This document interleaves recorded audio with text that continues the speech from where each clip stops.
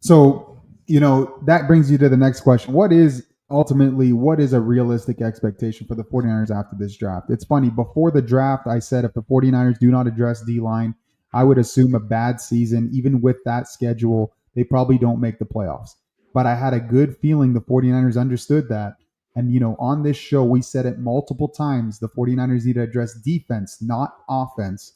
And, you had a lot of guys that were on the fringe, guys that, like to think they know football, but clearly they don't. The 49ers did what they needed to do, and that was to address defense. So my expectation after the draft, in all honesty, I could see the defense with Robert Saleh leading the way and the newcomers that they brought in.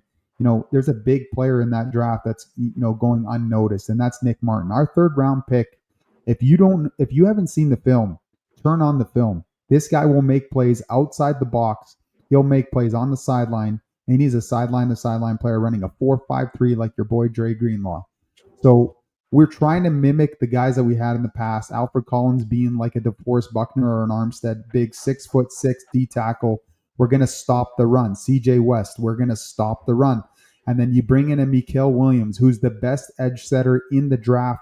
And obviously, he's got some growth as a pass rusher. He's a 20-year-old kid. There's plenty of time to grow. And he's going to do it right before our eyes. And it's going to happen quick because I see Aldon Smith before our eyes. That's my comparison from the first time I turned on the tape. Do I think he's the best guy right now? Probably not in terms of the draft. But do I see a great ceiling and a high potential with this guy? I really do. I see a potential being Aldon Smith. Just turn on the tape. He's a long, rangy D end. He runs the same 40. He's the same size. He's a little bit taller. Um, Plenty of reason to be excited in the D line. You go to linebacker, like I say, Nick Martin. That's a big acquisition. Now on 4-3 situations, early downs when there's a running back and a fullback on the field, you can run the three linebackers with DJ Winters as well as Nick Martin and Fred Warner. And then in nickel packages, Nick Martin, I really believe can do the coverages. I don't think they're going to take him off. As much as I like Winters' coverages abilities, I don't think Martin's leaving the field. And then the safety, the leader of Kansas State, Siegel. Sorry, one thing. Just I know you love this guy, so you're gonna want to rant on him. I just wanted to speak on Nick Martin just a little bit before you move on. A lot of 49er analysts are talking about Nick Martin being a major reach, as well as other players being a major reach. And my number one reply to you, to the people that say that, is, who are you to call it a reach? How do you know where he is on other teams' draft boards? Like outside of the top three players, you can't really call anyone a reach because you don't know what any other teams are thinking, let alone going into the third and fourth round. You're going to call somebody a reach. You don't know if the team picking after the Niners love Nick Martin. So at that point, when you get to those rounds, you're taking the best player available who you believe is the best player available. And they believe that the best player available was Nick Martin. I didn't love the pick as soon as it happened, but the more you watch him, the more he grows on you, honestly. He's got the speed. He's not afraid to hit it. I'm excited to watch Nick Martin for sure. But yeah, you could keep going on. At the end of the day, if you want to talk about reaches and stuff like that, the reality is the 49ers picked him higher than people had him projected prior to the draft. But the 49ers understood the need and the ability of this player. Nick Martin is a flashy player. He's going to make plays everywhere. He's running at 4.53, and he's a hard-hitting. He's a pursuit type player. He's exactly what you want. He's a Dre Greenlaw. He's just a little bit smaller. Right, and these are the things with projections. Projections only go so far, and they only tell so much of the story. If Shedeur Sanders would have been taken second overall, we would have said, "Oh, that's what he was projected." Prime example: Jahad Barron and Will Johnson. Those guys fell. Projections were first round players. It happens every draft. Some guys go higher, some guys go lower. Right. So these are NFL teams, and these are NFL people that are dedicating their entire lives for the past how many months studying these players. And at the end of the day, they don't care about your guys' projections. And they know what works best for their system. That's the other thing. These guys know their system. They know what they're looking for. And, the 49ers understood they needed to stop the run. And that you could tell by their draft picks. It's all run stoppers, but, Mikael Williams a little bit more than that. And then moving on to, like I was saying, Marquez Siegel. So I played safety, and when I analyze a safety, there's certain things I look for. And the thing that I love about this guy is he can play everywhere. You know, Marquez Siegel, you watch his tape, you catch him at nickel, you catch him at dime, you catch him at free safety, you catch him at strong safety. How many DBs can do that? He runs a 4.37. This guy's a possibility of playing over Uptown Stout. I'm going to call that right now. Uptown Stout is probably my least favorite guy in the draft for specific reasons. But I see Siegel being the nickel corner over Uptown Stout. That's something that I think is a high possibility if he's not playing free safety or strong safety or whatever. But I know Malik Mustafa is going to miss some time, so there's a chance he starts there, and then maybe he moves down if Jair's playing well, and you leave Lenore on the outside to cover the top guys. I really truly believe that Siegel is going to be that number. In the past, how many drafts have we robbed fifth round? This is one. We just did it again. This is a big time safety that we stole. Yeah, I love it. I'm excited to watch him for sure. Like, serious athlete, man. He is fun to watch. When I first put on his highlight tape, I was like, whoa, shocking that he's available in the fifth round. Then you hear about the leader he was to his team. It's like, why the hell did this guy drop to the fifth round? It really made no sense. An athlete like that, who's a leader like that, drops to the fifth round. Well, he's at a smaller school, so I get that. But It's not exactly. They're still playing high level football, and the best part is when the coach was asked, "Who's the leader of your defense? Who is the guy on your defense?" He said Marquez Siegel. This guy falls to the fifth round and running a 4.37 and plays all the positions, including nickel. Like, yeah, people needed to do their homework. The 49ers did, so they robbed that player. I'm telling you right now, he's a starter in the league instantly. This is a fantastic pick. Um, yes. we, So, so, we, so we Steve-O says we struggled at the run D, and tackling should be solved. it looks like it should be solved. It looks like it. Like, I get it.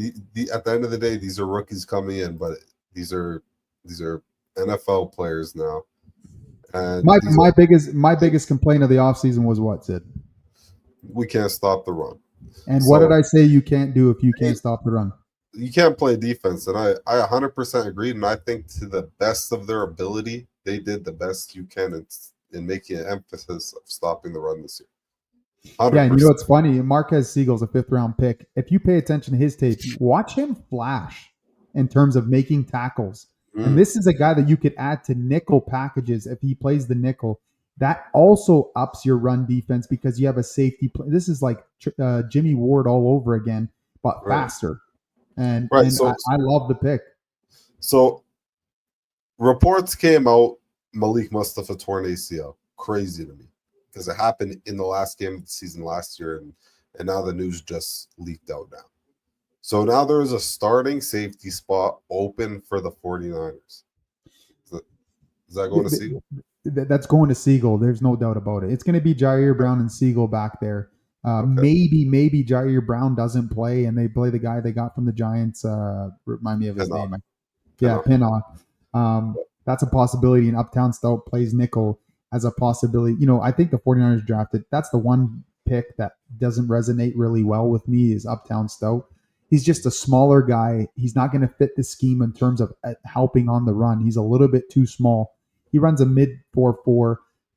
He's a good slot corner, maybe. But wouldn't you prefer having like Marquez Siegel if Malik Mustafa's back there?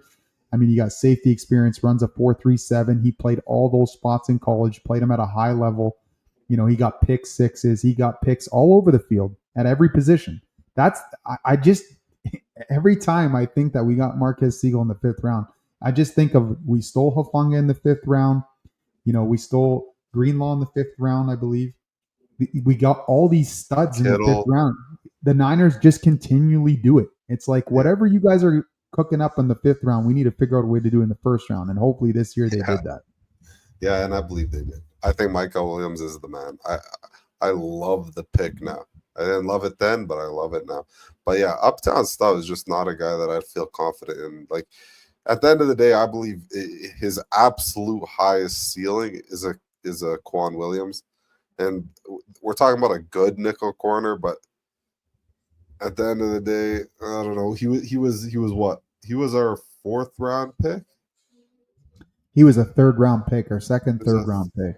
He was Yeah. our second, third To, round pick, to and you're me, hoping for a Quan Williams. That's what you're yeah, doing. that is what they're doing. But I don't know. To answer your question, Steve, or your statement there, the 49ers definitely have addressed the run defense. In terms of their three defensive linemen that they added, they're all run players, including Michael Williams. That's the best edge setter in this draft. And Nick Mhm. Martin is going to fly around. And what happens when you have a front like that, by the way? Fred Warner's shirt stays clean, and you're going to see a lot of Fred Warner plays now. You're going to go see Fred Warner all the way back to the last time we were in the Super Bowl and before. He's just going to be everywhere because when your shirt's clean as a linebacker like Fred, who runs and covers the ground like he does, he's going to be able to make those plays and he's going to be able to do that walk that he does. We're going to see a lot of that. He's going to strip the ball plenty of times this year and he's going to get his picks.